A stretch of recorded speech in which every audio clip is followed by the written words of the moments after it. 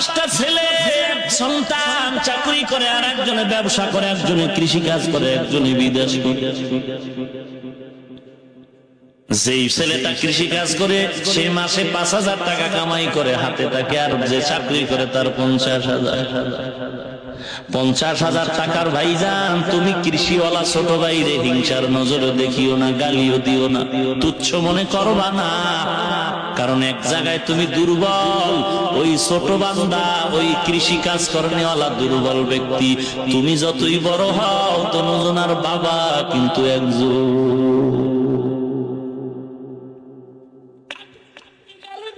ভাই আমি তাবলীগ করি, আমি চরমনাই, আমি উজানি, আমি ফুরফুরা, আমি বাহাদুরপুর, আমি উজানি, আমি সারসিনা, আমি যেখানেই যাই না কেন তুমি জিহাদ করো, তুমি আলিয়ায় পড়ো, তুমি কওমিতে পড়ো, তুমি ডাক্তার, তুমি ইঞ্জিনিয়ার, আমি ইমাম সাহেব। হিংসা কেন করো রে মুসলমান ভাই? ভুলে গেলে চলবে না, তোমার আমার আল্লাহ একজন, আমরা আখিরি নবীর উম্মত। কিসের এত হিংসা রে ভাই? আল্লাহ তো পরীক্ষা করবেন, পাস করার জন্য যে পুঁজিটা লাগবে, পুঁজির নাম কি? ধৈর্য। ধৈর্যের এত দাম, এত দাম। হাসরের ময়দান আল্লাহ বলেন ধৈর্য ধারণকারীরা বিনা হিসাবে জান্নাতি। ইন্নামা ইউওয়াফাস সাবিরুনা আজরাহুম বিগাইরি হিসাব।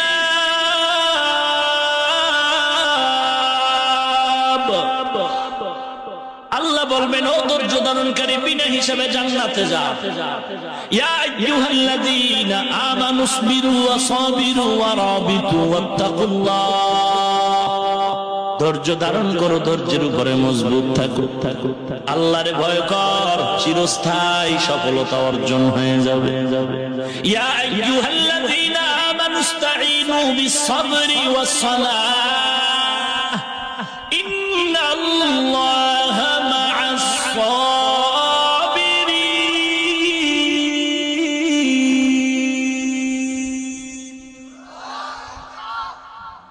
আল্লাহর কাছে সাহায্য চাও ধৈর্য আর নামাজের মাধ্যমে। সাহায্য কার কাছে চাইবো?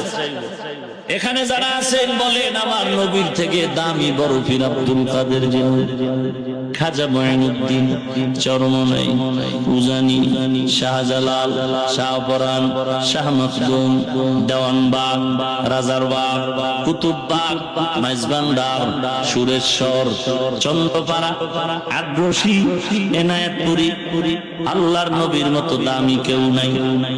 আছে? সবাই একমত নেই? কথা বলেন। আমার নবীর তে দামি ঈসা নবী। পেছনের কথা কয় না, ঘুমায়। আমার নবীর থেকে দামি মুসা নবী, ইব্রাহিম নবী কেউ না। এরে নবীর উম্মতের দল। যদি ইসলামের কিছু জ্ঞান থাকে ইমানের সাথে জবাব দাও, নবীকে নবী বানাইছেন কে? নবীর মর্যাদা দিছেন কে? নবীর কোন প্রয়োজন হলে কার কাছে বলতেন, কার কাছে চাইতেন? নবী যদি আল্লাহর কাছে চাইতে পারে, তুমি এত ভিআইপি কেন আল্লাহ ছাড়া মাজারে চাও? আল্লাহরে পছন্দ হয় না? তাইলে আল্লাহর কাছে চাইলি তো। ও চাইছি পাই না, ওই বিড়ি লয়ে টানলে পাইব, গাঞ্জার জিব্বা দিয়ে ডাকলে পাকলে, পবিত্র জিব্বা দিয়ে ডাকবি, খোদার চাওয়ার আগে পেয়ে যাবে। ইয়া আইয়ুহান নাস আনতুমুল ফুকারা ইলাল্লাহ ওয়াল্লাহু হুয়াল গনিয়্যুল হামিদ।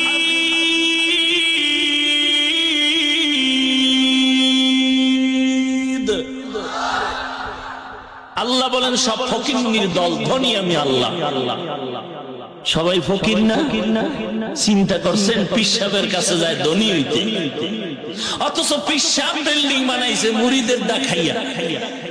কথা কয় না। এমন কোন পীর এই বাংলাদেশে খুঁজে পাওয়া গেল না যে গরিব মুরিদের বাড়ি ফিরে দিচ্ছে। কথা বুঝেন নাই? আমিও কিন্তু টাটকা পীরের মুরিদ, মনে কইরো না যে পীরের গালি দিচ্ছি।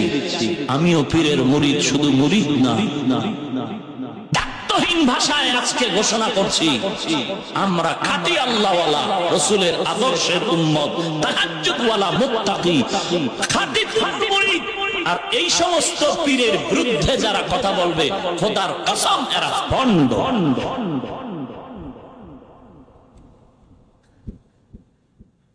ভাইরা আমার, আমরা তো এমন পীরের কাছে গিয়েছি যেই পীরের মাধ্যমে জান্নাতের পথটা চিনে আগাবো, আর কোন উদ্দেশ্য না। আমরা সাহাবীর থেকেও বেশি মূল্যায়ন করি না। কথা ঠিক না? আবার পীর সাহেবের মানি কতক্ষণ জানে না, মাপ কাটিয়েছে। আমি আমার পীরকে মানি ততক্ষণ, পীর আমার নবীর সুন্নাত অনুযায়ী চলবে যতক্ষণ। যদি দেখি নবীর সুন্নাত আমার পীর মানে না, আল্লাহ শপথ ওই পীরেরও মানি না। আর আপনি পীর সাহেবের মুরিদের টাটকা গাঞ্জা খাইয়া চেহারা বান্দর বানায় লাইছে, আর কয় পীর সাহেব জাহান্নামে গেলে আমি অসুবিধা কিছুই না। ভারতের কৃতি সন্তান শাহ আতাউল্লাহ বুখারী জবরদস্ত একজন আলেম, তাকে একজন ব্যক্তি গ্রাম্য প্রশ্ন করেছিলেন, হুজুর জান্নাতে গিয়া যা চাইলে পাওয়া যাইব? কয় যা চাবি তাই পাবি। কয় বিড়ি? এরকম ঠেডা মার্কা কিছু আছে? বিড়ি? শাহ আতাউল্লাহ বুখারী যেমন কুকুর তেমন মুগুরের জবাব দিয়া বললেন, জান্নাতে বিড়ি পাবি, তবে আগুন লাগতে হইলে জাহান্নামে যাইতে হইবে। কোথায়? বিড়িতে আগুন ধরাবি না, তা আগুন ধরাইতে হলে তো জাহান্নামে যাইতে বুঝবি জাহান্নামের মজা। এরে পাগল, কোরআন সত্য না মিথ্যা? আমার নবী যদি আল্লাহর কাছে চাইতে পারেন, তুমি যদি চাইতে লজ্জা পাও, তোমার ঈমান দুর্বল। আল্লাহ তো দুর্বল না, চাইতে কেন লজ্জা পাও? চিন্তা করেন, আপনার ওস্তাদ যদি আপনার বাড়িতে আসে, আপনি কি ঘুমাই থাকবেন? এমন কোন ছাত্র এই যুগে একেবারে চূড়ান্ত খারাপ হইল যদি শুনে যে তার শিক্ষক বাড়ির দরজায় আইছে, ঘুমাই থাকবে? কথা বলে, এই কথাটা বুঝেননি? এটা যদি বুঝেন, মায়ার নবী বলেন, আল্লাহ প্রথম আসমানে প্রতিদিন আইসা বান্দারে ডাকে।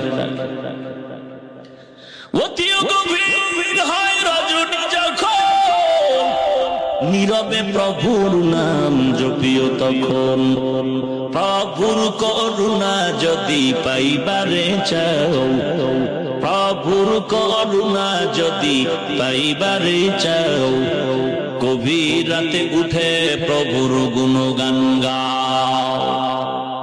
একজন ইমানদার যে জান্নাত চায়, ওই বান্দা চিন্তা করবে, আল্লাহ 24 ঘন্টা বান্দার ডাক শুনে বান্দায় ডাকে, কিন্তু ভোর রাতে আল্লাহ প্রথম আসমানে এসে তার বান্দারে ডাকে। একজন ইমানদার জান্নাত পানেওয়ালা, তাকওয়াওয়ালা, ওই বান্দা চিন্তা করবে, আমার আল্লাহ যেহেতু আইসা ডাকে, ঘুমানো আমার জন্য হারাম। এই জন্যই তো আল্লাহওয়ালারা ভোর রাতে ঘুমায় না,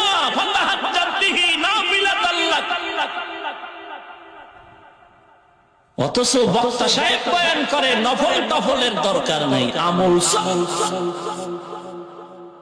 কিশোর কিশোর আমল। আল্লাহ হেদায়েত দান করুন। ভাইরা আমার, আল্লাহর কাছে সাহায্য চাওয়ার দুইটা মাধ্যম, নামাজ আর ধৈর্য।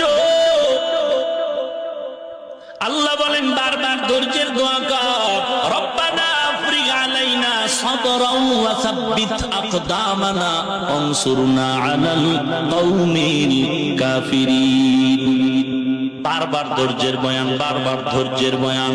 ওয়াসবির আলা মা ইয়াকুলুনা ওয়াহজুরহুম হাজরান জামিলা ওয়াল আসর ইন্নাল ইনসানা লাফি খুসর ইল্লাল লাযিনা আমানু ওয়া আমিলুস সালিহাত ওয়া তাওয়াসাউ বিল হক ওয়া তাওয়াসাউ বিস সাবর। চার গুণালা মানুষ জান্নাতে যাবে, এর মধ্যে একটা ধৈর্য। ভাইরা আমার, আল্লাহর নবী বলেন ধৈর্যের পরীক্ষা করবেন আমার আল্লাহ। আইয়ুব নবীরে করেছেন, ইব্রাহিম নবীরে, ইসমাইলের চুরির তলে দিয়া করেছেন। ধৈর্যের পাহাড় দৃষ্টান্ত কায়েম করেছেন আপনার আমার নবী। দুশ্মনে গলায় রুমাল পেঁচায় জোরে দিল টান, নবীজির জিহ্বা মোবারক বের হয়ে গেল ঘাম পড়ে। নবী কিছুই বলেন না। দুশ্মন রুমালটা ছেড়ে দেওয়ার পরে রহমাতুল লিল আলামিন দুশ্মনের দিয়ে তাকায়া মুস্কি হেসে হাতটা বাড়ায় দিলেন। ধৈর্য। ভাইরা আমার, স্বামী আর স্ত্রীর মধ্যে মধুর আলাপ।